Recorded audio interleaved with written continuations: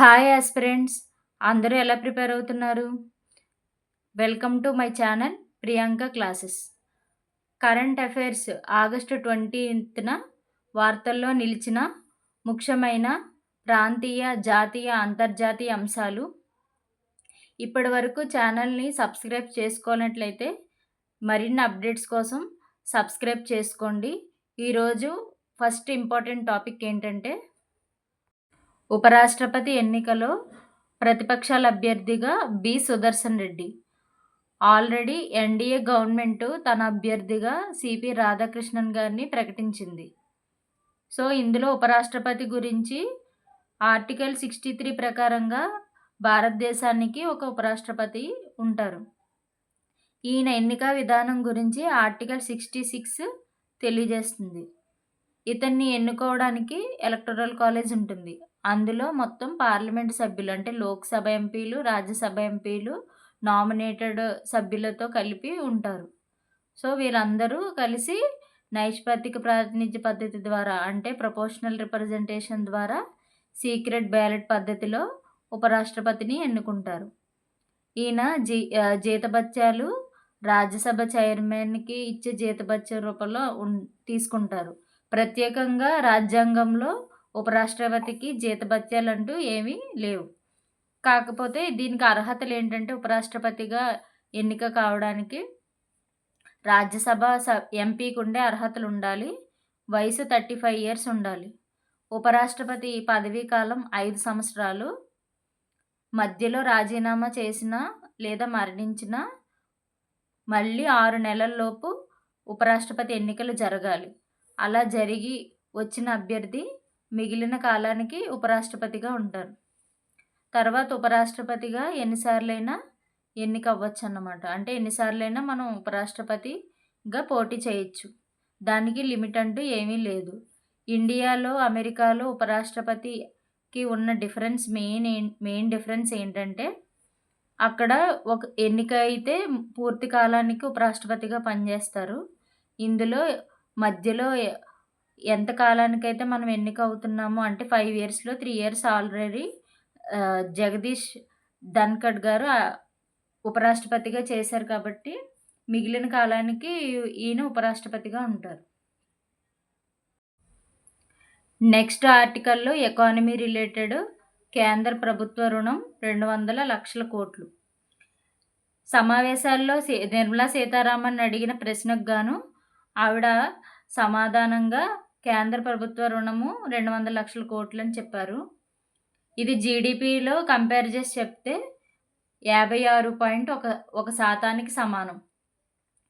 కేంద్రము తనకున్న అప్పులకి వచ్చే ఆదాయంలో 37% మొత్తాన్ని చెల్లిస్తుందన్నమాట. సో, ఇక్కడ మనం జీడీపీలో ఎందుకు కంపేర్ చేసి చెప్తామంటే ఒక దేశ ఆర్థిక వ్యవస్థని కొలమానం జీడీపీ. అప్పును కూడా దాంతో కంపారిజన్ చేసి అందుకే చెప్తారు. దీంతో పాటుగా రాష్ట్రాలు మొత్తం 28 రాష్ట్రాల మీద ఉన్న మొత్తం అప్పు ఎంతంటే 80 లక్షల కోట్లన్నమాట. 10 ఏళ్లలో వీటిలి శాతం ఎంత 182% పెరిగింది. ఇలా అప్పులు చేస్తున్న రాష్ట్రాల్లో మొదటిగా ఉన్నది తమిళనాడు. తమిళనాడు దాదాపుగా 10 లక్షల కోట్ల అప్పుంది. తర్వాత ఉత్తరప్రదేశ్ 8 లక్షల కోట్లు, మహారాష్ట్ర 8 లక్షల కోట్లు, కర్ణాటక 7 లక్షల కోట్లు. అంటే డెసిమల్స్ చెప్పట్లేదు. సో, ఈ టేబుల్‌లో మనం గుర్తుపెట్టుకోవాల్సింది ఏంటంటే జీడీపీలో మనకున్న అప్పు శాతం ఎంత, వడ్డీలకి మనం ఎంత కడుతున్నాం, తర్వాత రాష్ట్రాలకి ఉన్న అప్పుల్లో ఎక్కువ అప్పు చేసిన రాష్ట్రం ఏంటి, సెకండ్ ఏంటి, థర్డ్ ఏంటి, ఇవి మనకి ఎగ్జామ్ పాయింట్ ఆఫ్ వ్యూలో ఇంపార్టెంట్. గుర్తుపెట్టుకోండి. Next economy related important topic. ఇది ఏపీ ఎకానమీకి సంబంధించింది. ఏపీ రుణం అనేది దాని జీఎస్డీపీలో ఎంత శాతం ఉందంటే 34.7%. అంటే ఈ 10 ఏళ్లలో బాగా 209% పెరిగింది ఏపీ యొక్క రుణ శాతం అనేది. 2025 మార్చి నాటికి మనకు ఉన్న మొత్తం అప్పు భారం ఎంతంటే 5.6 లక్షల కోట్లు. ఈ మనం ఈ రుణం ఎక్కువగా ఉన్న రాష్ట్రాల్లో మనం 12వ స్థానంలో ఉన్నాం. అంటే కట్టాల్సిన అప్పు ఎక్కువగా ఉన్న స్థానంలో మనం 12వ స్థానం. మొదటి స్థానంలో అయితే 57%తో అరుణాచల్ ప్రదేశ్ ముందుంది. ఇంతకుముందు మనం మాట్లాడుకున్న ఆర్టికల్‌లో అప్పు తీసుకుంటున్న రాష్ట్రాలు, అప్పుల భారం. ఇదేంటంటే ఆల్రెడీ తీసుకున్న అప్పుల భారం ఎంతుందని దీనికి దానికి చిన్న డిఫరెన్స్ ఉంది. జాగ్రత్తగా చూసుకోండి. ఇది రుణ భారం. అవి అప్పులు. మనకి ఈ రుణభారం అనేది ఎప్పటినుంచో చేసిన అప్పులన్నీ కలిపి మన మీద పడే భారం రుణభారం. అప్పులంటే ఎప్పటికప్పుడు ఏ సంవత్సరానికి ఆ సంవత్సరం రాష్ట్రాలు కొత్తగా చేసేవి అప్పులు. సో, దీని ప్రకారంగా ఏపీ ఎన్నో స్థానంలో ఉందంటే 12వ స్థానంలో ఉంది. మనకి ఎగ్జామ్ పాయింట్ ఆఫ్ వ్యూలో మెయిన్ ఇంపార్టెంట్ రాష్ట్ర జీఎస్‌డీపీలో అప్పుల శాతం 34.7%. ప్రస్తుతం ఉన్న అప్పులు 5,62,వేల కోట్లు. ఏపీ స్థానం 12. టాప్‌లో ఉన్నదైతే అరుణాచల్ ప్రదేశ్ 57%తో. తర్వాత ఏపీలో 53 సీఆర్‌జెడ్ ఉల్లంఘనలు. సీఆర్‌జెడ్ అంటే ఏంటంటే కోస్టల్ ఏరియాస్ ఉన్న చోట పాటించే నియమాలనమాట. ఇక్కడ ఈ ఉల్లంఘనలనేవి ఎక్కువ జరుగుతున్నాయి. అంటే ఇక్కడ బిల్డింగ్స్ కట్టడం గానీ, ఆ కోస్టల్ లైన్‌కి 500 మీటర్స్ దాటి బిల్డింగ్స్ అనేవి కట్టాలి. దానికి నెక్స్ట్ టాపిక్ ఎకానమీ రిలేటెడ్. ఇందులో ఏంటంటే తెలుగు రాష్ట్రాలు ఎగుమతుల్లో ముందున్నాయన్నమాట. తెలుగు రాష్ట్రాలైన ఏపీ, తెలంగాణ తమ ఎగుమతుల్లో విపరీతమైన మార్పులు తీసుకొచ్చాయి. ఇంతకుముందు ఏపీ నుంచి ఎక్కువగా వ్యవసాయ రంగ ఉత్పత్తులు ఎగుమతయ్యేవి. కానీ ఇప్పుడు అది మారి ఇంజినీరింగ్ వస్తువులను ఎక్కువగా మనం ఏంటంటే ఉత్పత్తి చేస్తున్నాం. వాటిల్నే ఎక్కువగా ఎక్స్‌పోర్ట్ చేస్తున్నాం. తర్వాత సముద్రోత్పత్తులు, తర్వాత డ్రగ్స్, ఫార్మాస్యూటికల్స్. మిగిలినవి ఇంకా చిన్న చిన్నవి కాఫీ, ఆర్గానిక్ ఇవన్నీ. సేమ్ మనలాగానే తెలంగాణ కూడా ఫస్ట్ ఇంజినీరింగ్ ఉత్పత్తులు, తర్వాత డ్రగ్స్. డ్రగ్స్ మన రాష్ట్రంలో అయితే 3వ స్థానంలో ఉంది. తెలంగాణలో అయితే 2వ స్థానంలో ఉందన్నమాట. సో, ఇక్కడ మనకి వ్యవసాయ రంగం కంటే పారిశ్రామిక రంగానికి సంబంధించిన ఉత్పత్తులు మనం ఎక్కువగా ఎగుమతి చేస్తున్నాం. ప్రస్తుతం ఎగుమతుల్లో ఏపీ అనేది 6వ స్థానంలో ఉంది. తర్వాత కొన్ని రోజులకి అది టాప్ 5లోకెళ్ళే ఛాన్సెస్ ఎక్కువగా ఉన్నాయన్నమాట. తెలంగాణ అయితే 7థ్ ప్లేసు, ఏపీ అయితే 6థ్ ప్లేసు. సో, దీనికి సంబంధించి ఎగ్జామ్ పాయింట్ ఆఫ్ వ్యూలో మనం ఏం గుర్తుపెట్టుకోవాలంటే, ఏపీ నుంచి ఎక్కువగా ఎగుమతవుతున్న వస్తువులేంటి ఆర్డర్ గుర్తుపెట్టుకోవాలి. ఫస్ట్ ఇంజినీరింగ్ వస్తువులు, తర్వాత సముద్రోత్పత్తులు, తర్వాత డ్రగ్స్, ఫార్మాస్యూటికల్స్. ఇందులో ఇంకా ఏపీ స్థానం గుర్తుపెట్టుకోవాలి. ఏపీ 6వ స్థానం. ఫ్యూచర్‌లో అది టాప్ 5లోకెళ్ళే ఛాన్సెస్ ఎక్కువగా ఉన్నాయి. Next economy related important topic నిరుద్యోగ రేటు. నిరుద్యోగ రేటుని ఎవరు రిలీజ్ చేస్తారంటే పీరియాడిక్ లేబర్ ఫోర్స్ సర్వే వాళ్ళు రిలీజ్ చేస్తారు. ఇందులో మొత్తం దేశ నిరుద్యోగ రేట్ అనేది తగ్గిందని చెప్తున్నాయన్నమాట. అది జూన్‌లో 5.6% ఉంటే జులైలో 5.2% అంటే 0.4% అనేది తగ్గింది. ఇందులో మహిళల నిరుద్యోగ రేటు 5.1 ఉంటే పురుషులు 5.3. పట్టణాల్లో నిరుద్యోగ రేటు 7.1 ఉంటే అది 7.2కి పెరిగింది. పట్టణాల్లో నిరుద్యోగ రేట్ ఏమైంది? పెరిగింది.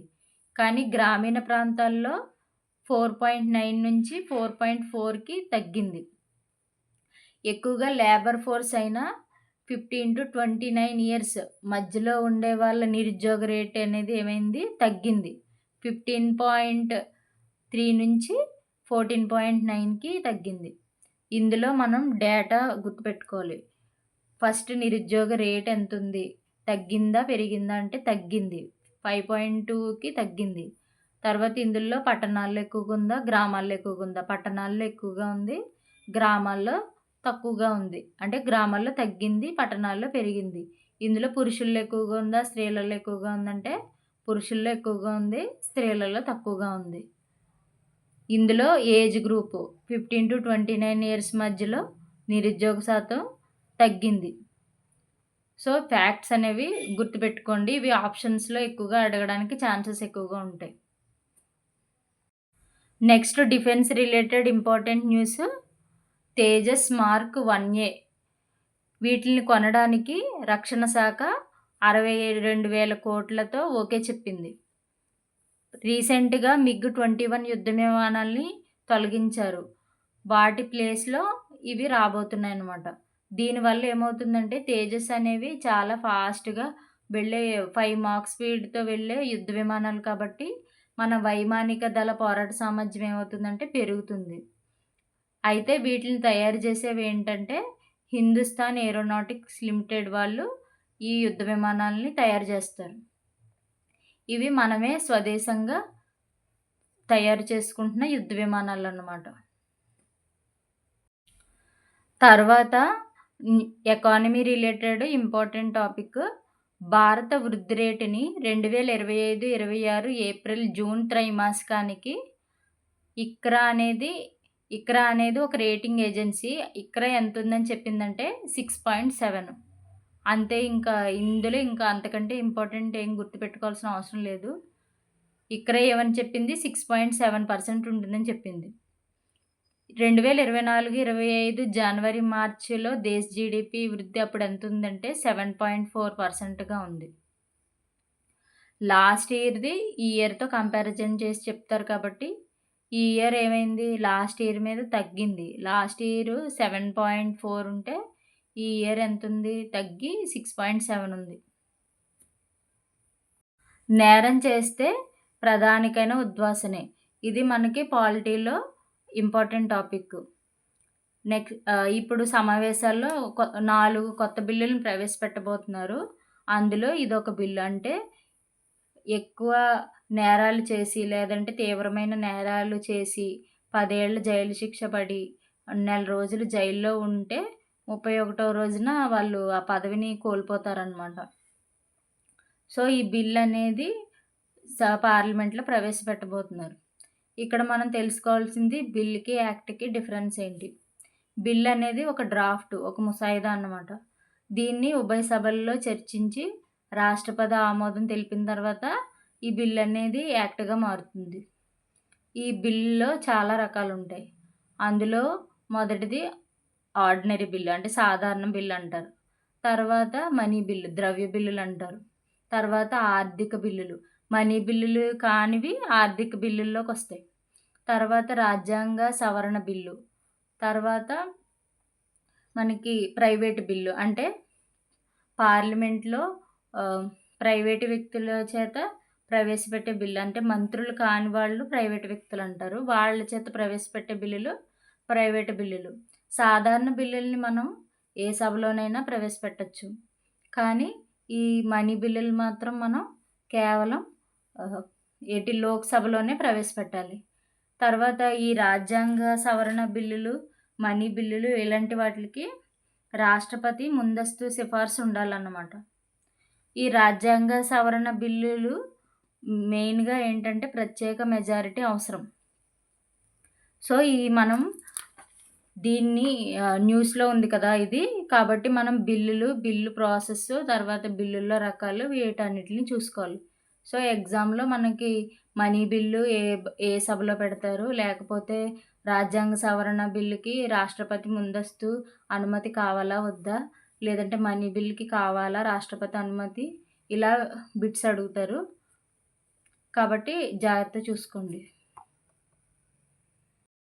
ఇక్కడ ఎన్విరాన్మెంట్ రిలేటెడ్ ఇంపార్టెంట్ టాపిక్ ఏంటంటే, ఇప్పుడు ప్రెజెంట్ మనకి హిమాచల్ ప్రదేశ్, ఉత్తరాఖండ్, జమ్మూ కాశ్మీరు ఇలాంటి ప్లేసెస్‌లో సడెన్‌గా క్లౌడ్ బరస్ట్‌లు, అంటే మేఘ విస్ఫోటనాలు జరిగి ఆకస్మిక వరదలనేవి సంభవిస్తున్నాయి. దీనికి శాస్త్రవేత్తలు మెయిన్ రీజన్ ఏమంటున్నారంటే గ్లోబల్ వార్మింగ్, అంటే సముద్ర తాపంతోనే ఆకస్మిక వరదలు సంభవిస్తున్నాయి. అంటే గ్లోబల్ వార్మింగ్ వల్ల ఏమవుతుందంటే ఈ ఓషన్స్ యొక్క టెంపరేచర్ అనేది చేంజ్ అయిపోతుందనమాట.